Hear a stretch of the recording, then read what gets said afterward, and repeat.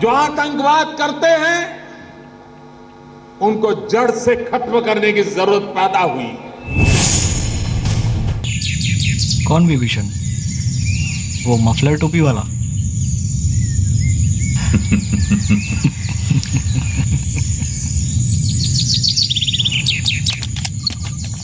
इस रामायण का अंत क्या है सर? जो आतंकवाद को पनाह देते हैं, जो आतंकवाद को मदद करते हैं, अब तो उनको भी बख्शा नहीं जा सकता। ये सारी बुराइयां किसी न किसी रूप में बिखरा पड़ा रावण का ही रूप है। तो हम आपको दिखाएंगे राम के भाई विभीषण का सत्य क्या है, लेकिन इससे पहले सुनते हैं आतंक पर पीएम मोदी ने साफ साफ अल्टीमेटम आज दे दिया। और कोई माने कि हम तो आतंकवाद से बचे हुए हैं तो गलतफहमी ने न रहे। आतंकवाद को कोई सीमा नहीं है, आतंकवाद को कोई मर्यादा नहीं है।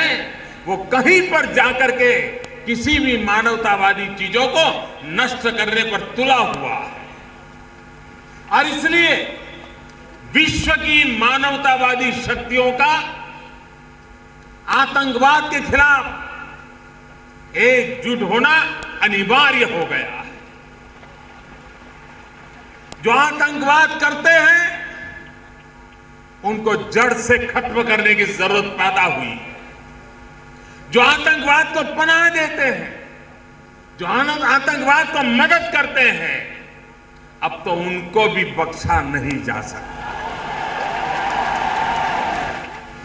आज जब हम रावण वध और रावण को जला रहे हैं, तब पूरे विश्व ने, सिर्फ भारत ने नहीं, सिर्फ मुझे और आपने नहीं, पूरे विश्व की मानवतावादी शक्तियों ने आतंकवाद के खिलाफ एक बन करके लड़ाई लड़नी ही पड़ेगी। आतंकवाद को खत्म किए बिना मानवता की रक्षा संभव नहीं होगी। जिन्होंने हिंदुस्तान के लिए सर्जिकल स्ट्राइक किया है, उनके खून के पीछे आप छुपे हुए हो। ये जो पाकिस्तान को झूठा प्रोपेगेंडा कर रहा है, इसको भी बेनकाब करें। आप बताते हैं, ठीक है, आपको बहुत शौक है बताने का, लेकिन इस सरकार को ढोल पीटने में मजा आता है। 1965 में क्या मोदी जी ने एलओसी क्रॉस की थी? पारिकर ने क्रॉस की थी, अमित शाह ने क्रॉस की थी। आरोप है कि आज देश की सबसे पुरानी और नई राजनीतिक पार्टियों के नेता चुनावी फायदे के लिए देश के खिलाफ बयान दे रहे हैं। इन नेताओं के बयान ऐसे हैं मानो ये भारत में रहकर ये देश के खिलाफ काम कर रहे हों। अपनी राजनीतिक दुकान चलाने के लिए देश पर सवाल उठाने वाले इन नेताओं को आप भारत का विभीषण भी कह सकते हैं। जो हमारे जवान हैं, जिन्होंने अपना खून दिया है, जम्मू कश्मीर में जिन्होंने अपना खून दिया है, जिन्होंने हिंदुस्तान के लिए सर्जिकल स्ट्राइक किया है, उनके खून के पीछे आप छुपे हुए हो, उनकी आप दलाली कर रहे हो। सबमरीन जे डील जाल्ले 2016 तातून दलालीचो घोटाळो जाल्लो। ताज्या नंतर हेलिकॉप्टरां जी विकत घेवपाची ठरली, तातून भितर दलाली जाली। ताज्या नंतर पिलाटस म्हणून ट्रेनिंग विमानां आसा, ताजेर दलालीचो आरोप जालो आनी आत्ता शेवटी एम्ब्रर विमानां जी विकत घेतली आहे एवेक तयार करपाक, तातूनय दलालीचो आरोप जालो। ज्या लोकांनी आयुष्यभर दलालीनूच लक्ष घाल्लेलें आसा, तांकां दलाली शब्द म्हणजे कितें तें कळटा। भारतीय जनता पक्षाच्या सरकाराक हे शब्द कळना आणि म्हणून आमकां भारतीय सेनेच्या शौर्याची खंयच निवडणुकीक आमकां वापर करपाची इच्छा ना। राहुल गांधी के बयान को देश से ज्यादा शोहरत पड़ोसी पाकिस्तान में मिली। वीर सैनिकों की उपलब्धि पर गर्व करने के बजाय अपने भारतीय सेना के शौर्य पर सवाल उठाकर इसमें राजनीतिक मुद्दा बना दिया गया। शासन के नेतृत्व में हमारे सेना ने जो साहस दिखाया है, शौर्य पूर्वक जो काम यशस्वी करके दिखाया है, फिर एक बार पूरी दुनिया में भारत की सेना की प्रतिष्ठा ऊंची हो गई, भारत देश की प्रतिष्ठा ऊंची हो गई। और उपद्रवी को संकेत मिला कि सहन करने की भी मर्यादा होती है। यशस्वी राजनय के द्वारा जो बार बार बिना कारण हमारी शत्रुता करता और उपद्रव करता है, उसको अलग थलग कर दिया। सर्जिकल स्ट्राइक के बाद से देश के डिजाइनर, नेता और पत्रकार सबूत मांगने वाली बीमारी के शिकार हो गए हैं। सबको पता है कि पाकिस्तान झूठ के अलावा और कुछ नहीं कहता है, लेकिन फिर भी विभीषण सवालों के तीर चला रहे हैं। पाकिस्तान की सरकार एक बस भर के अंतर्राष्ट्रीय पत्रकारों को बॉर्डर पे लेके गई है और वहाँ ये दिखा रहे हैं कि देखो, भारत कह रहा था यहाँ पे सर्जिकल स्ट्राइक हुए हैं, यहाँ तो कुछ भी नहीं हुआ। देखिए, इन सब विभीषणों का फौज तो मुकाबला कर नहीं सकती। फौज ज़्यादातर बाहरी दुश्मनों से लड़ती है, इनका तो जनता को ही मुकाबला करना पड़ेगा।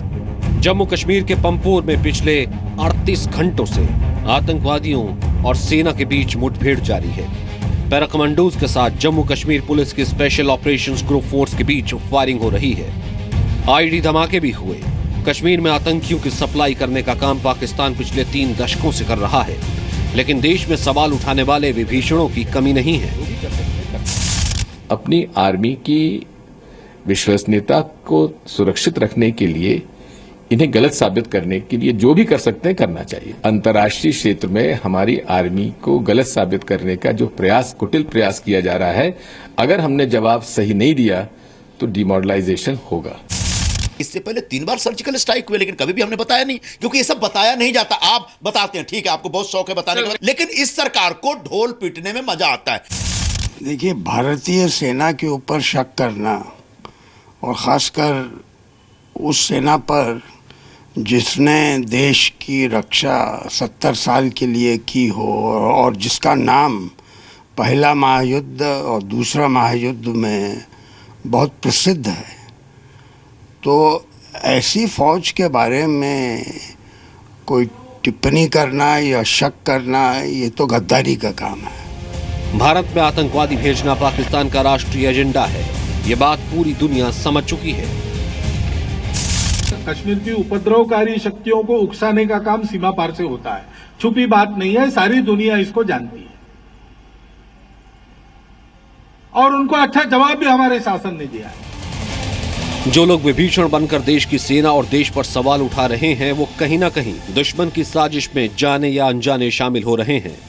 इन विभीषणों को अब इस बात का डर होना चाहिए कि पोल खुलने के बाद कहीं लोग विजयदशमी मनाने का तरीका ना बदल दें। अश्विनी कुमार गुप्ता के साथ ब्यूरो रिपोर्ट, जी मीडिया। तो भारतीय सैनिकों ने पाकिस्तान के आतंक पर डबल अटैक किया था। पालतू आतंकियों की मौत से ज्यादा वीर जवानों ने पाकिस्तान सेना के मनोबल को तोड़ दिया था। लेकिन हमारे सैनिकों के मनोबल को तोड़ने का काम देश में ही मौजूद कुछ विभीषण अभी तक कर रहे हैं।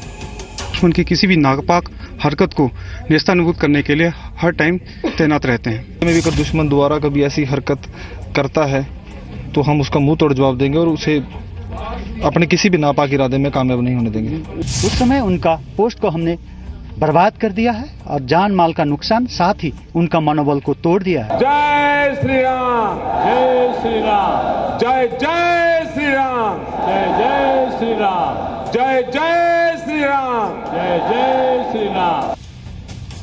हमारे वीर जवानों ने अपने साहस से दुश्मनों का मनोबल तोड़ दिया, लेकिन देश के विभीषणों ने सबूत मांगकर भारतीय सेना का मनोबल तोड़ने की साजिश की है।